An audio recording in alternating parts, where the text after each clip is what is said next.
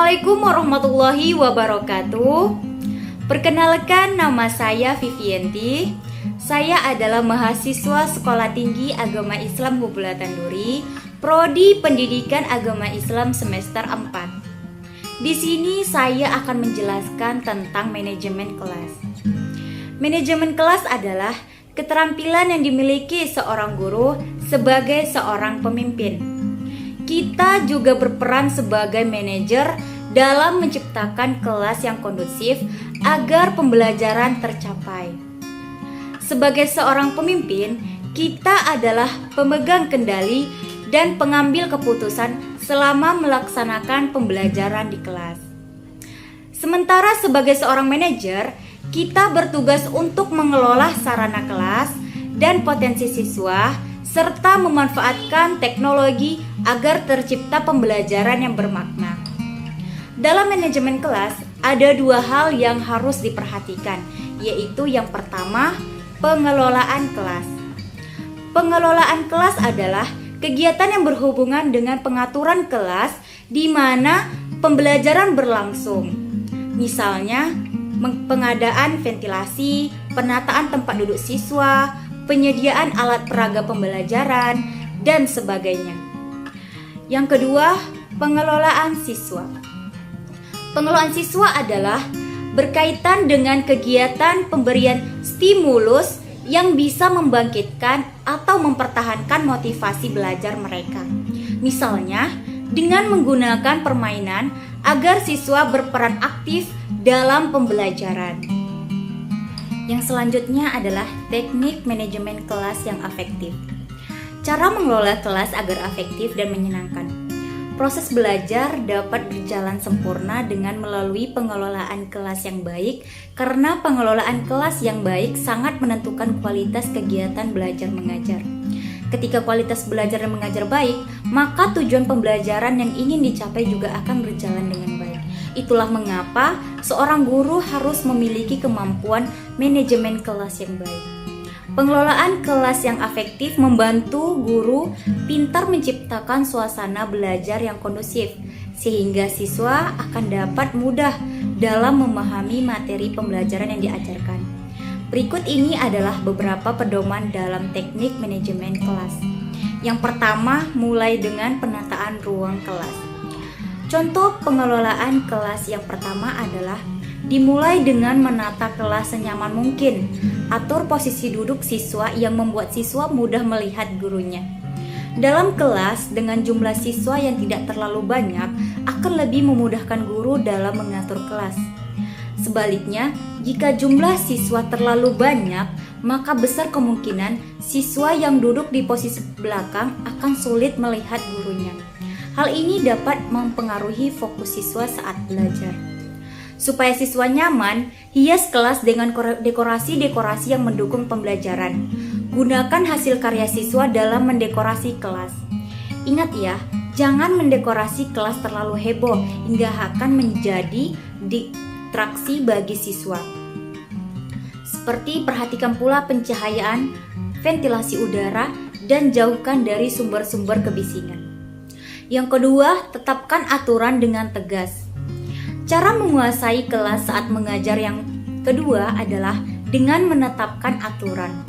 Setelah peraturan atau aturan dibuat, maka guru pintar harus memastikan peraturan-peraturan tersebut dijalankan oleh semua warga kelas termasuk guru.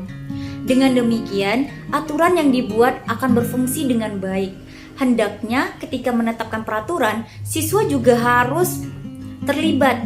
Hal ini bertujuan membuat siswa merasa turut memiliki dan aware terhadap peraturan yang ada di dalam kelas. Peraturan yang dibuat di kelas biasanya termasuk menentukan konsekuensi yang akan diberikan jika siswa melanggar. Berikut ini adalah beberapa pedoman dalam teknik manajemen kelas. Yang pertama, mulai dengan penataan ruang kelas. Contoh pengelolaan kelas yang pertama adalah dimulai dengan menata kelas senyaman mungkin. Atur posisi duduk siswa yang membuat siswa mudah melihat gurunya. Dalam kelas dengan jumlah siswa yang tidak terlalu banyak, maka akan lebih memudahkan guru dalam mengatur kelas. Semaka sebaliknya, jika jumlah siswa terlalu banyak, maka besar kemungkinan siswa yang duduk di posisi belakang akan sulit melihat gurunya. Hal ini dapat mempengaruhi posisi siswa saat belajar. Supaya siswa nyaman, hiasi kelas dengan dekorasi-dekorasi yang mendukung pembelajaran. Gunakan hasil karya siswa dalam mendekorasi kelas.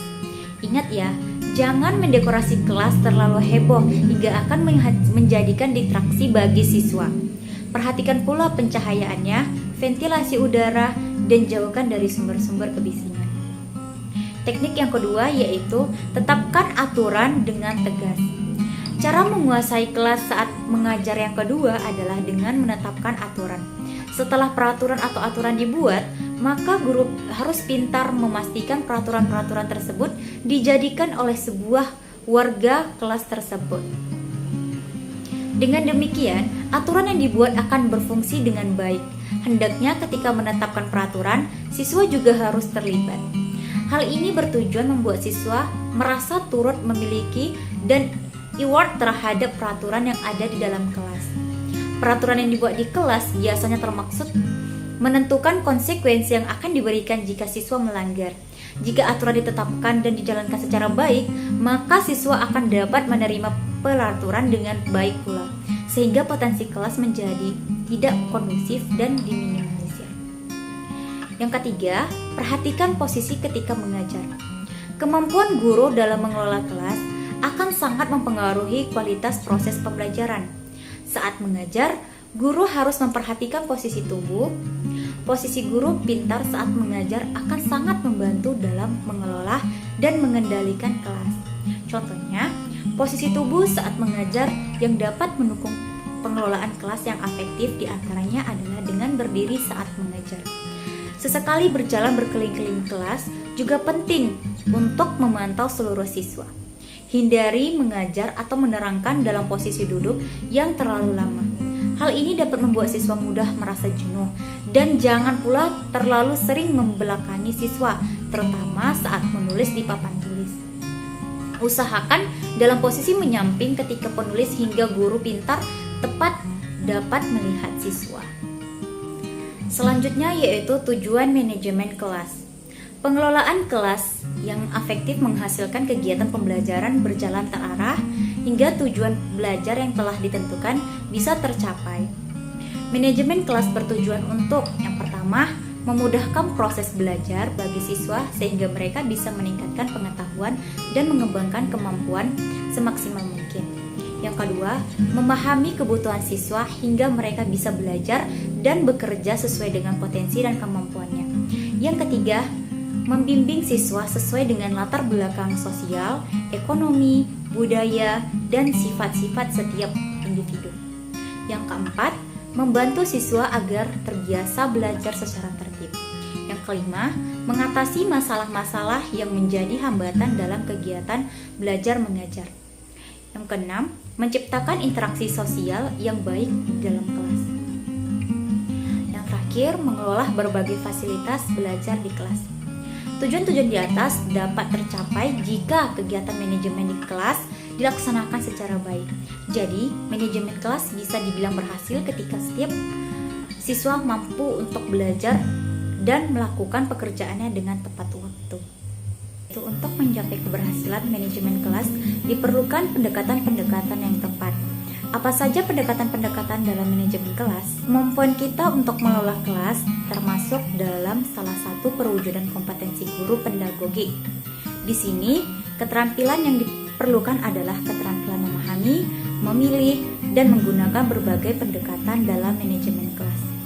Jadi, sebelum memulai mengelola kelas, kita harus mengetahui dulu pendekatan apa saja yang ada, manakah yang sesuai dengan kondisi kelas, serta bagaimana cara menerapkannya.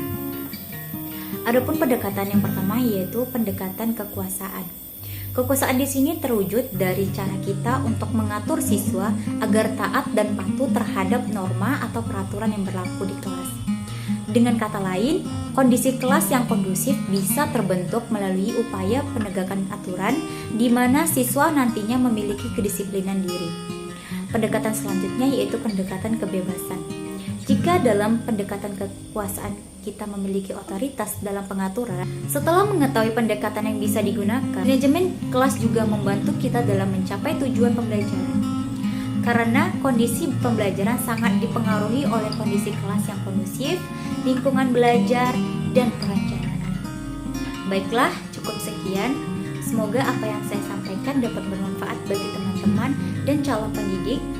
Saya akhiri, wabillahi taufiq wal hidayah. Wassalamualaikum warahmatullahi wabarakatuh.